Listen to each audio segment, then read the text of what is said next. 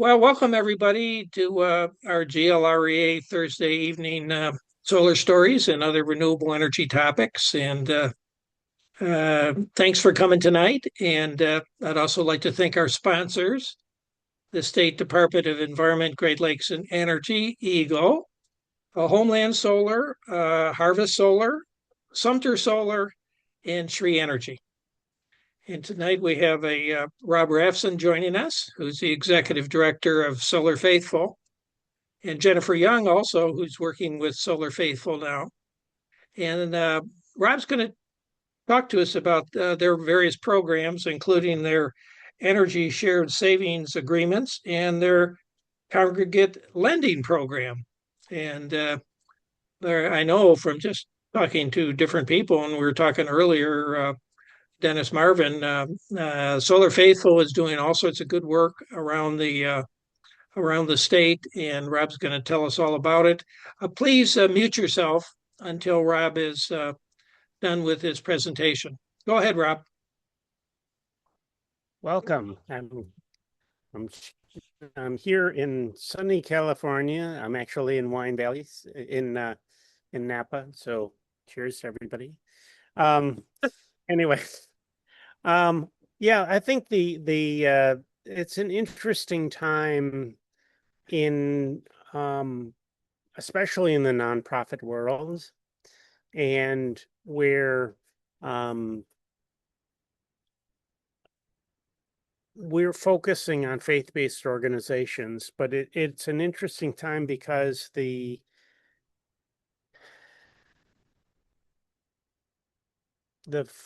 grants grants available have been decreasing.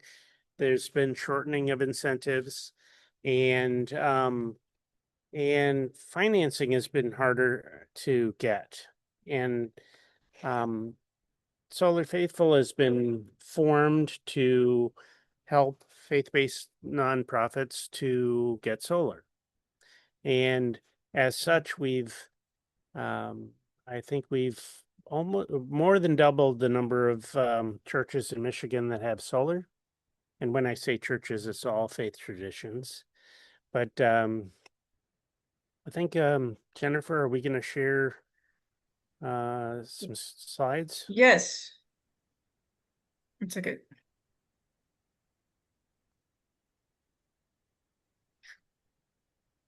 It's okay.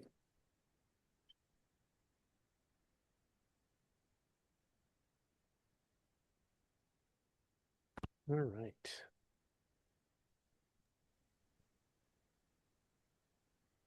Looks good. Yep, great. All right, next one. So, as I said, well, I'm a mechanical engineer, basically an environmental engineer, and been in the environmental business since I got out of college in '83, and been in the solar business or solar industry for over 20 years. And I'm an expert witness in rate cases. And we formed Solar Faithful in 23 and have doubled the number of churches in Michigan that have solar. And so, next. So one of the things that's sort of interesting about what we've done and we've been focusing on is to support the low-income communities and the organizations that serve those communities. And so it would, our vision is to have the world a more equitable, that the energy transition be more equitable,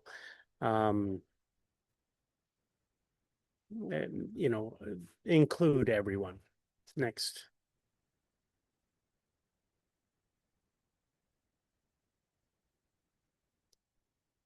Kind of zoomed in somehow, Jennifer. Next. There we go. So we've sort of met one of our major goals to double the number of faith-based organizations that have solar. and our little map is growing. The yellow ones are projects that Solar Faithful have done, and the blue ones are organizations that have other organizations that have done work on faith-based organizations. Next.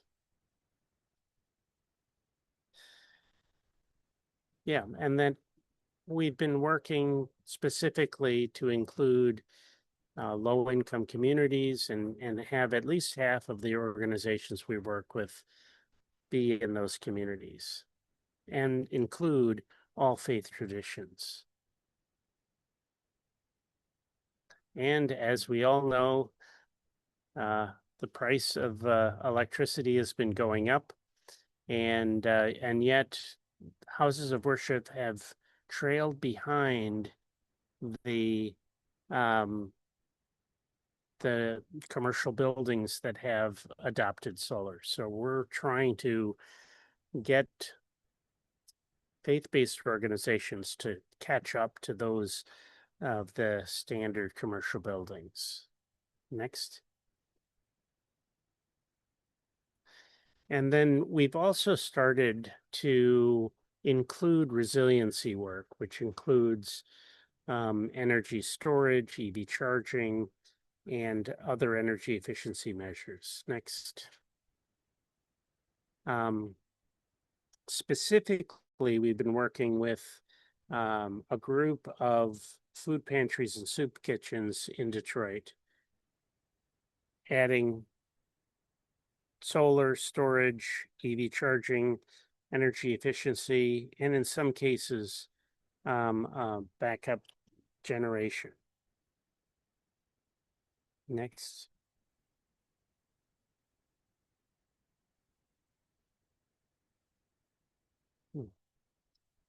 Yeah, and this is the new rate card from 2 weeks ago, 3 weeks ago.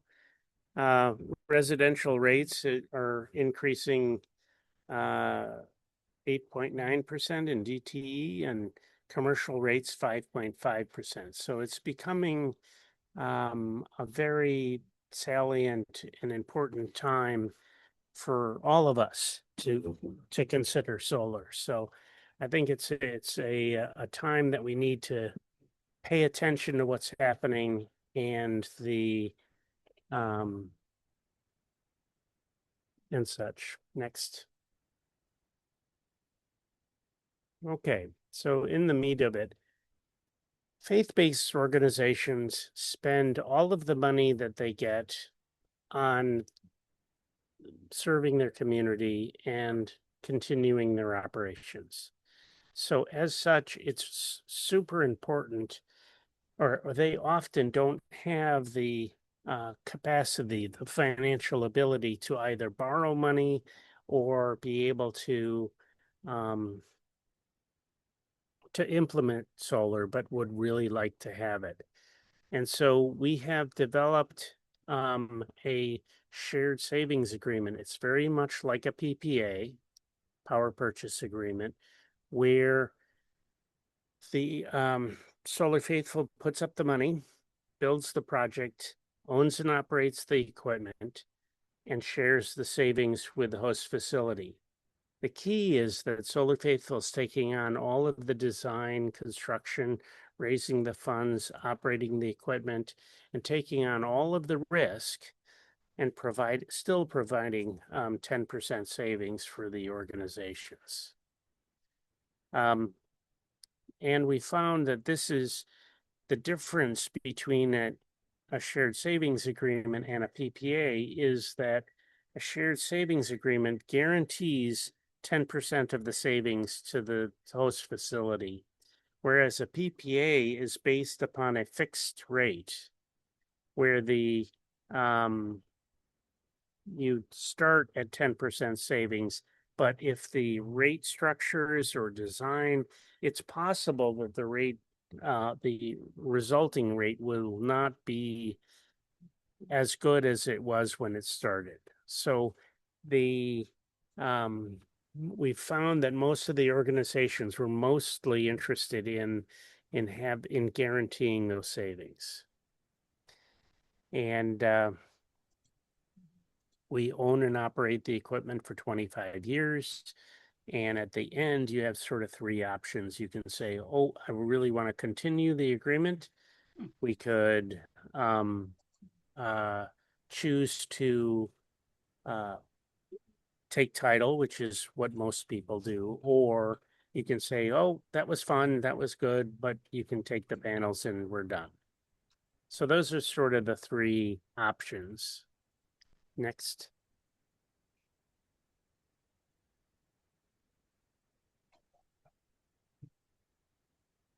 So we still think that the best option in almost every case is to purchase. If you can raise the money, borrow the money, whatever, that's the best option always. And so that's what we should do. And then the congregant lending is an aspect of this that we've been finding becoming very popular, and where originally I thought it would be great for individuals to be able to participate in the energy transition and be able to financially benefit from investing in solar. I tried to do that with direct investment where they actually owned parts of the array, and that became very challenging from both an accounting and a financial structure. And you start running into SEC rules of who can have ownership and how you can market that. At the end of the day, we're looking at sort of interesting. There's no problem lending solar faithful funds and then resulting in ownership through the financial part of it. So so that's sort of that option. And in the interim, we figured out that there is a sort of an in-between. And the in-between is where some organizations do want to purchase, but don't want to deal with the paperwork to recover the incentives. And we've developed a pre-purchase buyout, basically a prepaid solar project. And that's where it's a lease to purchase. We put up 20 to 30% of the project cost, depending upon if it's a 30 or 40% incentive. Basically, we keep 10% of the incentive to do the paperwork, to borrow the money, and to manage that part. And then the ownership runs for the during the 5-year period. The host facility owns it, gets all the benefit, and continues until the end there. So next. So congregant lending is I'm really hopeful that will really expand. Excuse me.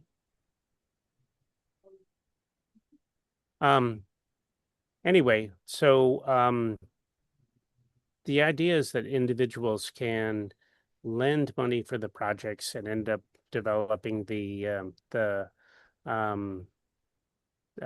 developing a financial relationship with the projects. And what it is it's a 10-year loan, 4.5% interest, and it's a fully amortizing loan. So it's a payment every month to invest in the projects. Next. Actually, we have a short video Oh, that cool. we can share, and we even have our videographer who is in this Zoom. Nice. Yes.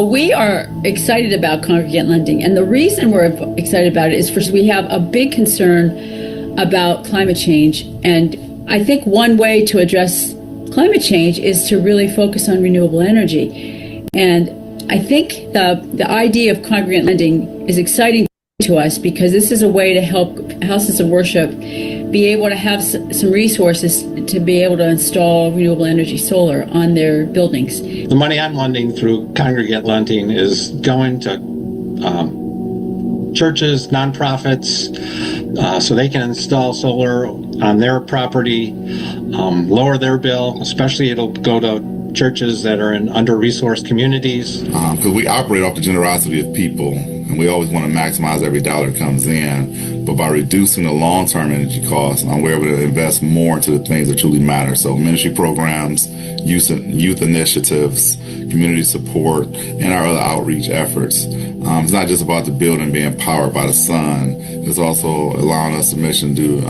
do of the church to be powered even more effectively. So in a real sense, solar energy helps us extend that reach outside of our ministry. Hey, what could we afford, and what's controllable, what isn't, with our bottom line, and going, hey, one of our largest bills, probably like most churches, is our electrical use and energy, and figuring out what's possible there. And then just really timely conversations with Solar Faithful again recently that this would be possible, to have an ESSA kind of made aware of that option for us. And we really kind of reignited what seemed unattainable for us, became suddenly like, oh, we could do this. And this is really helpful because I don't think we'd be able to do that right now. Some people might not notice, frankly, but some people might go, oh, that's really cool. I'm glad a church community cares about that and took a step to do something like solar. So we're excited about what that would look like and what that says to our community and neighbors around us. Well, I think putting solar on a place of worship is as much a part of what they are as the worship is, and or any ministries that they do of some kind. It's a way of loving God. Putting solar panels on is a way of loving God. Solar Faithful has been fantastic. To be honest, we had some people on our church council that had some concerns and hesitancies going forward with the project, and we had representatives from Solar Faithful come in and talk with us. They answered all of our questions. Were very upfront and seemed to be quite honest with us, and alleviated a lot of the fears that some of our members had, and went from being something that people were suspicious of, wondering whether we could really be successful with putting in a solar array, to something that people were excited about doing.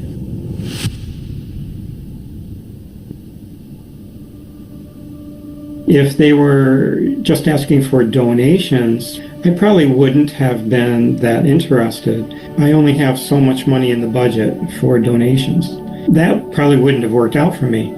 But when you're asking for an investment and eventually you're going to get that money back, I could allocate some money that's normally sitting in a bank account. I like the rate of return and the monthly payments that over 10 years. My understanding is the annual return for Congregant Lending is 4.5%, and the term is over 10 years. As a person who's retired and having an income stream.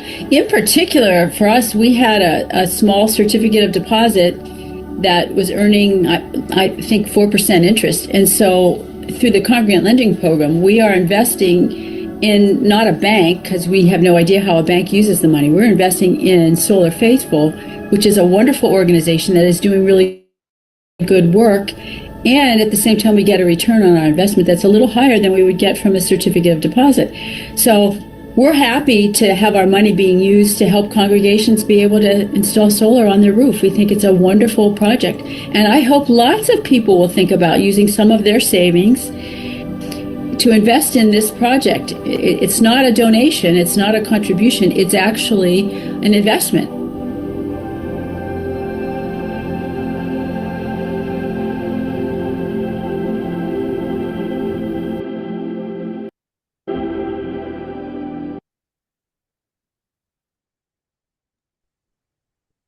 Okay. So one of the big aspects of this is that one of the, I asked the churches that we have been working with about the impacts, social impacts that solar has had on their organization. And all of the organizations that have gotten solar have said that they felt that the community better embraced the organization. About half of the organizations said that some of their congregants had gotten solar on their own homes. But the fascinating thing was that half of the organizations said that they had an increase in attendance since they got solar, and most of them are younger people, because I think that the church shows that they're embracing the things that are important to them in terms of taking care of the earth and all. And so I sort of think of that and say, wouldn't it be funny if the savior of organized religion is solar panels?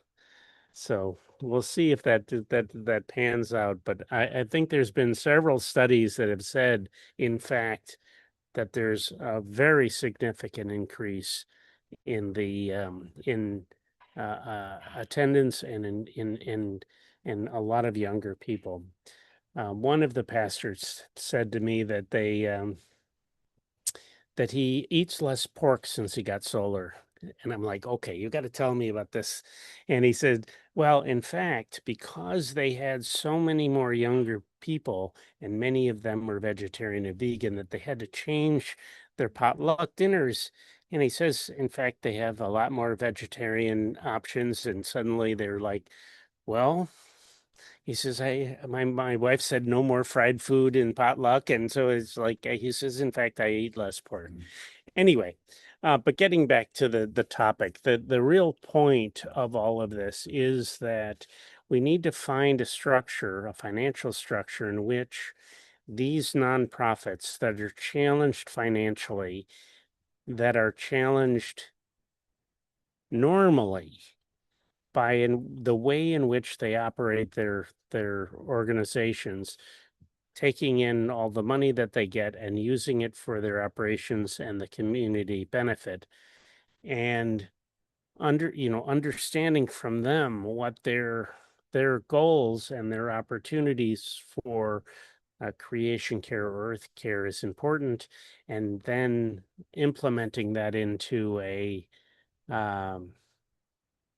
program. And so we've raised some funds and have collected different groups, and so the energy shared savings agreement is something that we've launched and have a group of projects under contract and are building them now. I'm not sure that I have much more on this. Jennifer, do we have? I think you covered it all. Okay, so I'm gonna at this point open it up to questions. Go ahead, Charles. Yeah. Hi, Rob.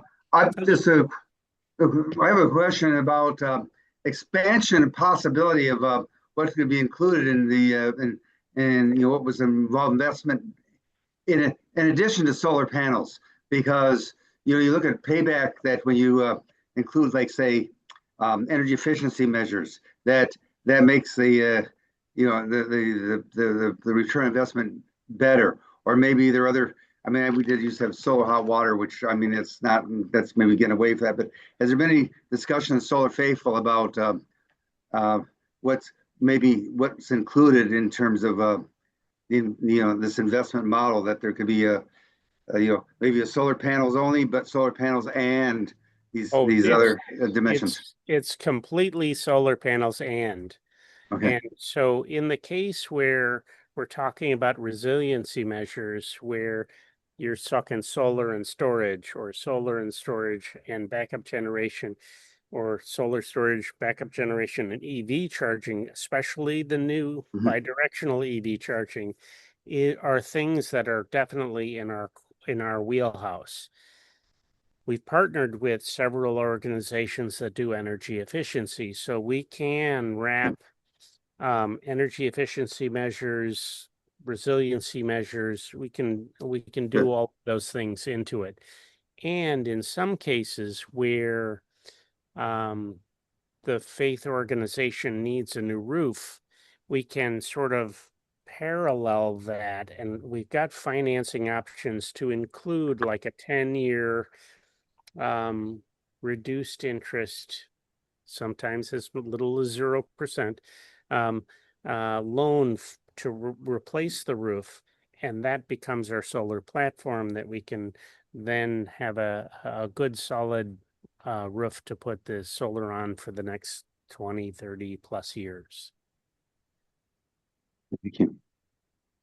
Hey, Rob, what percentage of the approximately of the projects you're doing include batteries, which would make these houses of worship kind of resilient centers for their communities? I'd say about just a third. A third, okay. Yeah, I'd say about a third. It's interesting. The return on investment for a solar array is, for a commercial solar array, is between 8 and 10 years. And the return on investment for a battery is around 10 years. And that is just solely looking at the value of taking the excess power from the daytime that you generate, instead of selling it at a discounted rate to the utility, storing it and using it at nighttime to offset full retail rate. So just that load shifting of the excess generation has value to the battery. I mean, it makes value to the battery. But in the case where resilience, meaning being able to ride through an outage, has value, that's additional.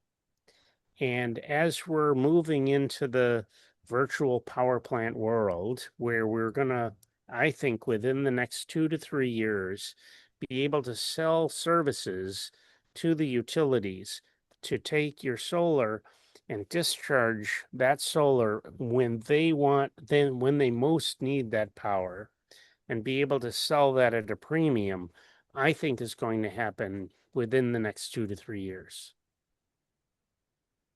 So it adds another value to the stack of batteries.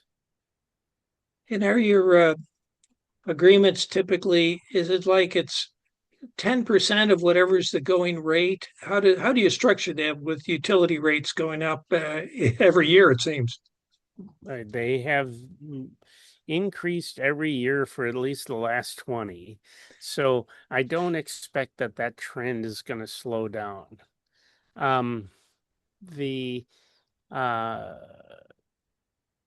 As rates increase, the return on investment gets better. However, at the end of 27, the extra incentives will go away.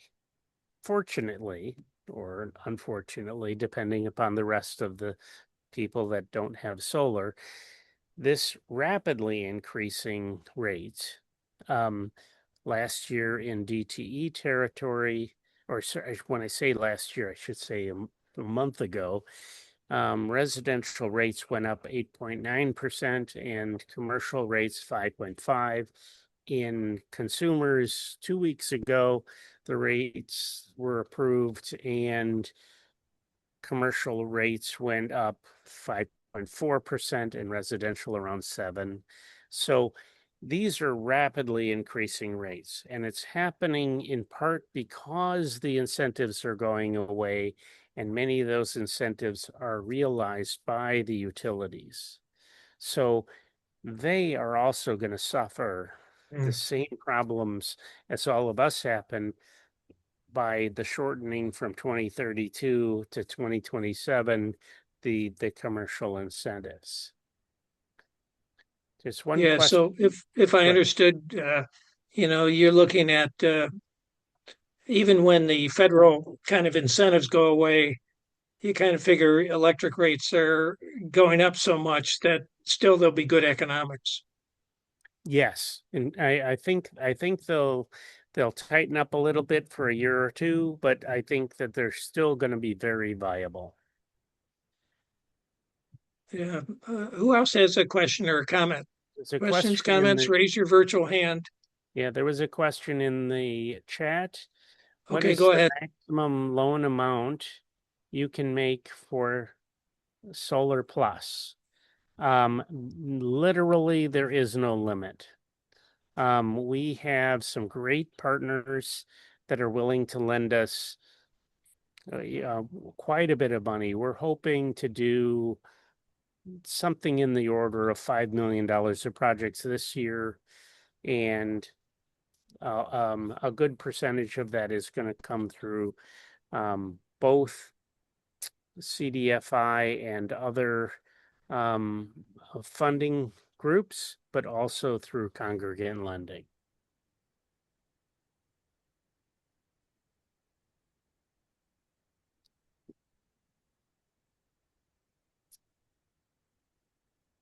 Abraham, you got your hand up?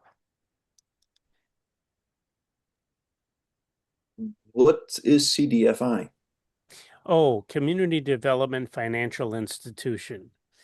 These groups were interesting. They started, I believe, predominantly during I think it was Clinton that developed the new market tax credits.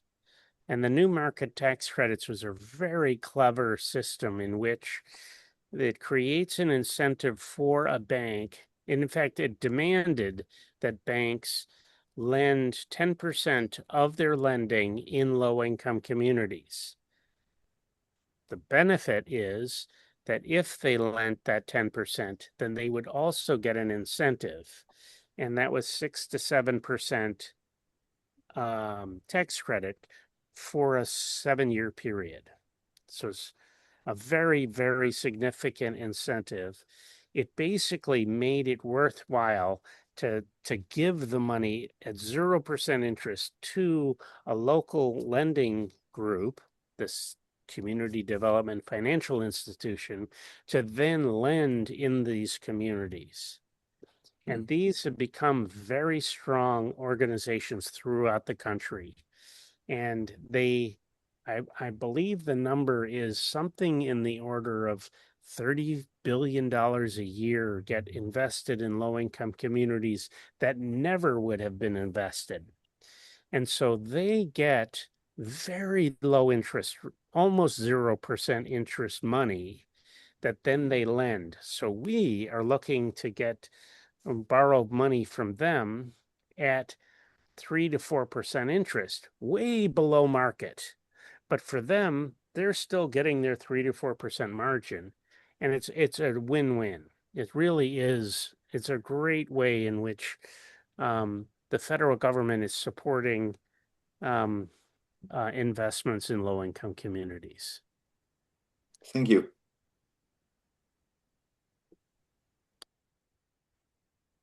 Other comments, questions for folks? Go ahead, Dan. You're muted. This is great hearing about this. I wish I had known about this about 5 years ago when we put a new roof on our temple in Farmington Hills. But I don't know if this was around then.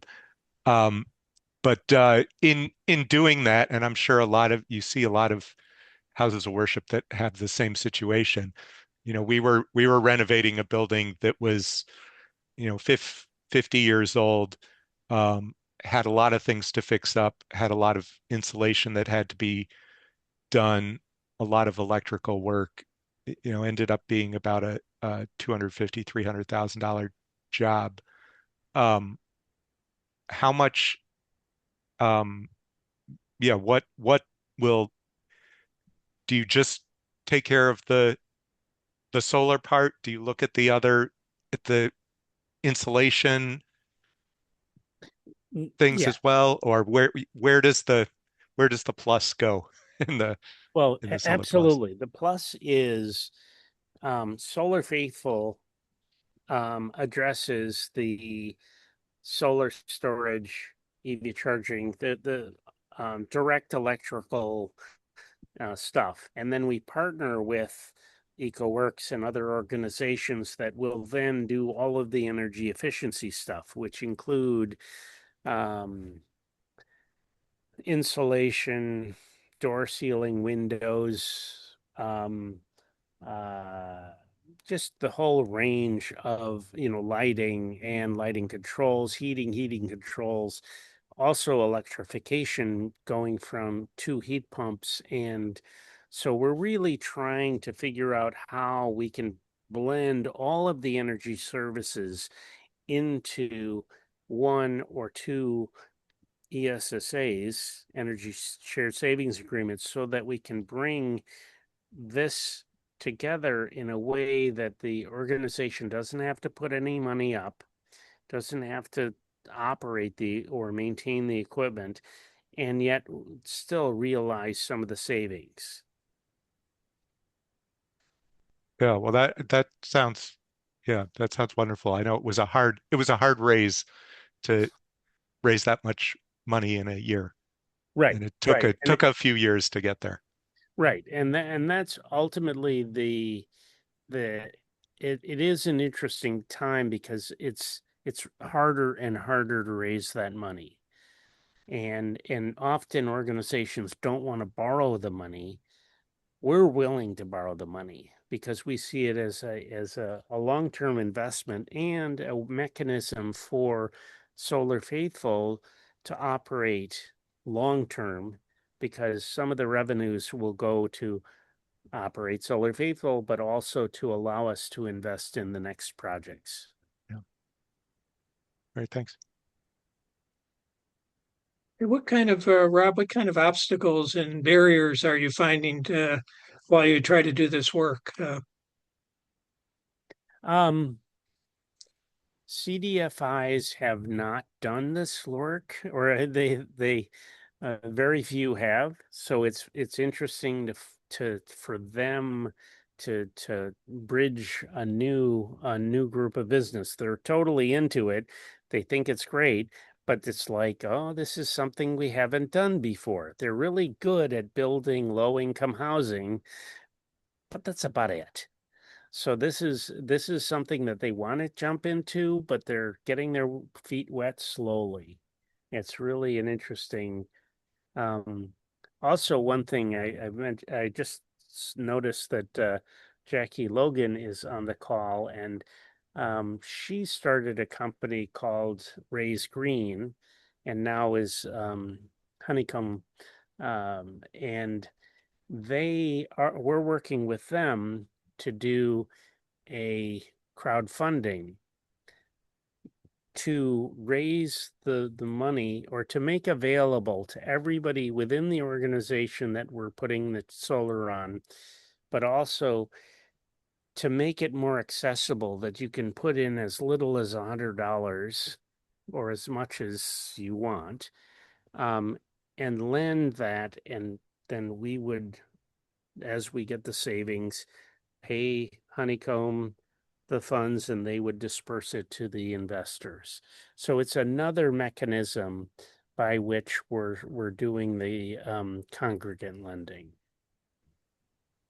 and we're rolling out literally as we speak. Rob, if a member of a congregation wants to do a solar project on their own home, do you take that on, or do you refer them to a local solar installer? How do you handle that sort of request? Yeah, typically we'll connect them with solar install a residential solar installer, because we're sort of laser focused on our portion of the work, or of the world.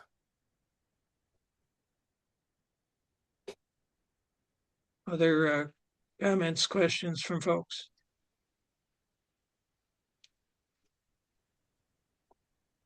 David, go ahead. Thanks so much.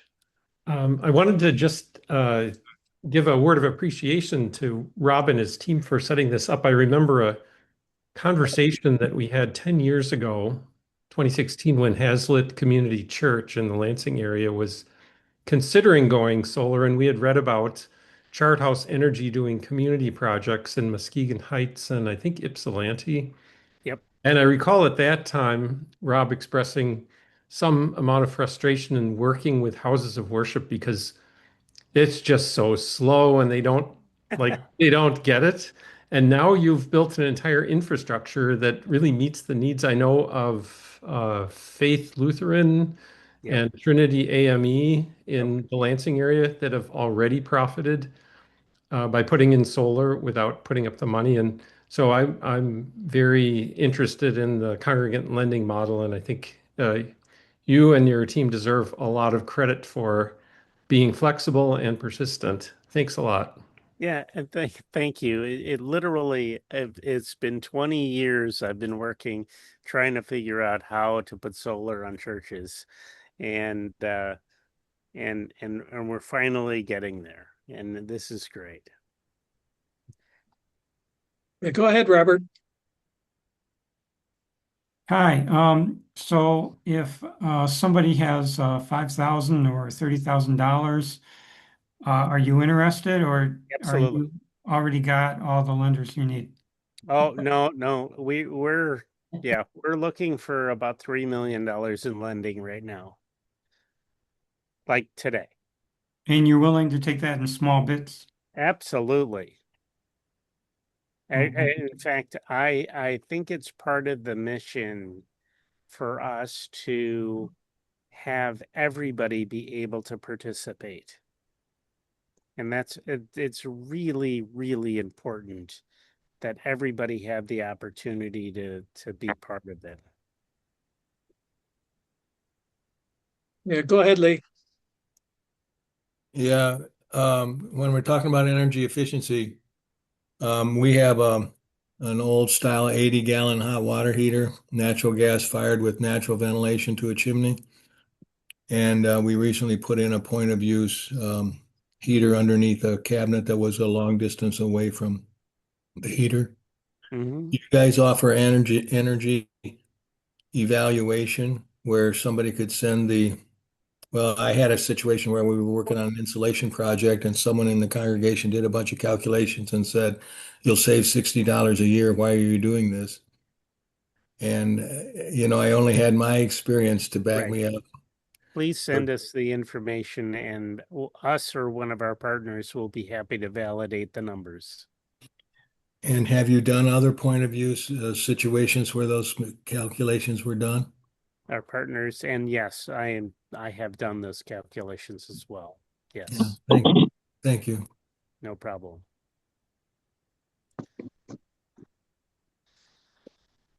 Go ahead, Doug. Yeah, I'm curious, are any installations ground mounts or are they all roof mount? And I guess a follow-up are,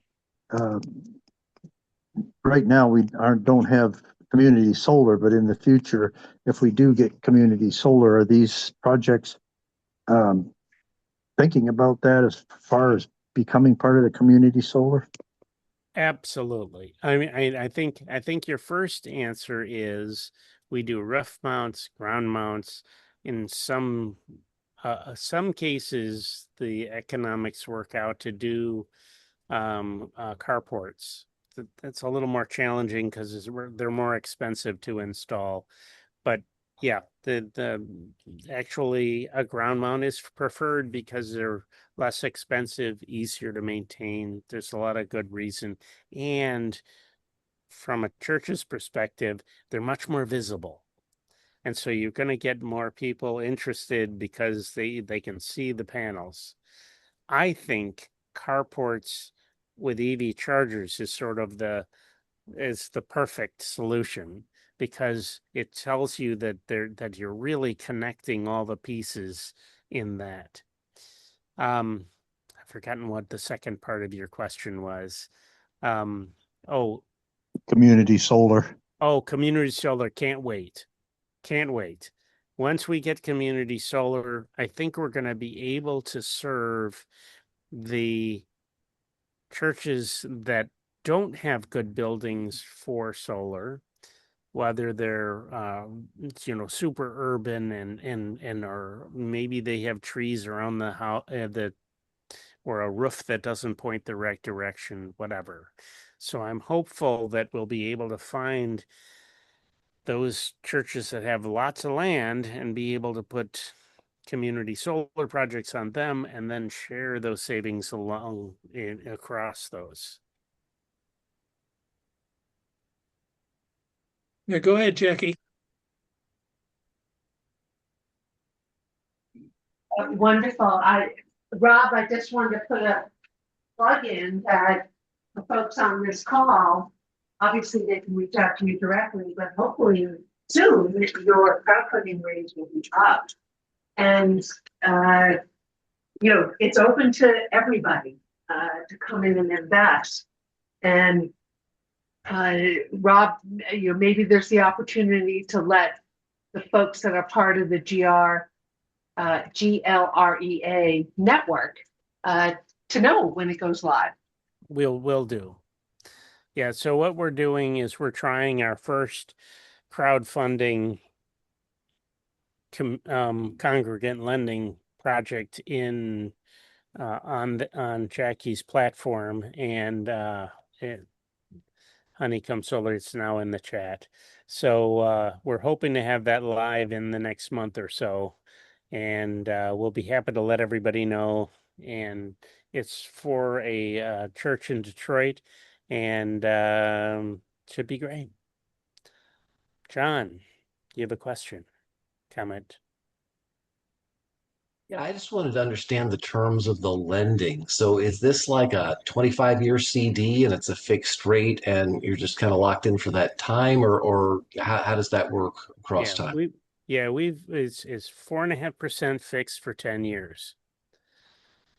And 10 years then. Yeah, 10 years. And we're totally fine if somebody needs to get out of the loan. There's amortization schedule, and we'll buy out pay off the loan if anybody needs to stop along the way.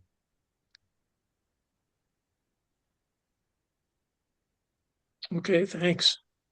Hey, Rob, I see in the chat that looks like Jennifer has posted that Solar Faith has built a community solar farm in Maine. Yes. Could you tell us a little about that? Yeah, we put a 1.5 megawatts in Fairfield, Maine, and we marketed to the through low income churches in Maine so that we could make sure that the congregants low income people. Maine has a pretty good community solar law, though it's been tamped down quite a bit by the utilities. It's now 1 megawatt AC only. So it's a lot of projects that would have been more viable aren't. But this project was fine. And we were able to bring, I think, 15% discount to people in low-income communities through their churches. So we basically posted through the low-income churches access to subscribing. Okay. And boy, maybe you mentioned how many citizens are participating, how many churches? I think we ended up with serving about 250 people, 250 families. Okay, wow, that's great. Wow. Is that your only, and that's Solar Faithful, you guys, right? You're in Maine. Yeah. Are you in any other states doing stuff? Well, that was our first project outside of the state. We are working in Pennsylvania to do some projects. They're not signed up yet. Illinois, Indiana, and looking at other like New Jersey, we've got a couple of proposals out in New York State. In those other states, are those programs similar to what you're doing in Michigan? Yes, it's Yeah, very okay. much a duplicate. The interesting thing is that every state has its own rules, its own pricing of electricity, and so every time we go and we make additional proposals, we're like having to adjust and understand the economics for each community. I mean, California is interesting. For instance, I'm here in California right now, and the price of power is 3 times what it is in Michigan, but the price to do projects is 1.5 times. So it's still better economics, but it's got its own challenges. Yeah, wow. Pretty soon the world. Well, I'm hoping that we'll be able to go national in the next 10 years. Okay. I mean, fully national. Yeah. I think the South is going to be very hard because that's a fossil fuel dominated fuel market, and so the prices are very, very low. I think Nevada is going to be challenging because of the Hoover Dam, and the prices of electricity rates are very low. So there are going to be parts of the country that are going to be very challenging to penetrate. There are going to be others like New York State or much of the Atlantic region where the prices of electricity are very high, even higher than Michigan, and provide a great opportunity. Yeah, well, let's see, it's 7:55. We got time for maybe a couple more questions or comments. If anybody has some question they would like to ask or comment.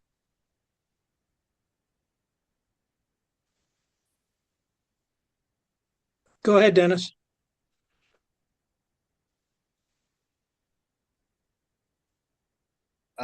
Thank you, Rob. It's good to see you again, and I appreciate all that you have been doing. How can a church get involved at this point? Who do we call, and how do we get more information about it so that we can go on with it? Great. Both Jennifer and my emails are in the chat. Rob at solarfaithful.org or Jennifer at solarfaithful.org. And then basically you send us an electric bill if you're in DTE territory and a year's worth of electric bills. And then we can do a very, very preliminary proposal, and that'll start our conversation. Very good. You said it was Rob at solarfaithful.org or Jennifer at solarfaithful.org? Exactly. Okay. That seems pretty easy. Dennis, go ahead. Dennis Marvin. Yeah, hey Rob, how you doing? Good. Just since you're on, update you. We're close to getting the roof installed, so that we can get the solar project going. So great. We'll look forward to it. We are too. I appreciate it. Thank you. Good stuff. Yeah. Well, Rob and Jennifer, thank you very much for this presentation. This has been very, I think, helpful. It's great to see all the good work you folks are doing, and boy, I'm impressed that you keep expanding the options, and you're actually expanding geographically. So that's you're sharing the Michigan story, the good story of the good work that you've been doing here in Michigan. So yeah, thanks again. And thanks everybody for attending. And Rob, did you have anything you wanted to say? Nope. Just okay. Enjoy the weather here in California. Enjoy your wine in California. Have a good trip. Thank you so much. Yeah, thanks everybody. Take care. Thank you.